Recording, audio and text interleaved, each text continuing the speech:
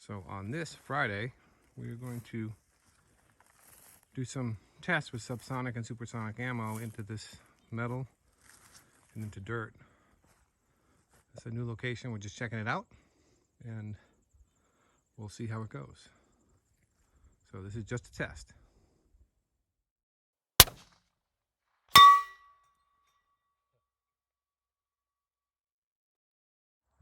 I think you put a hole in it.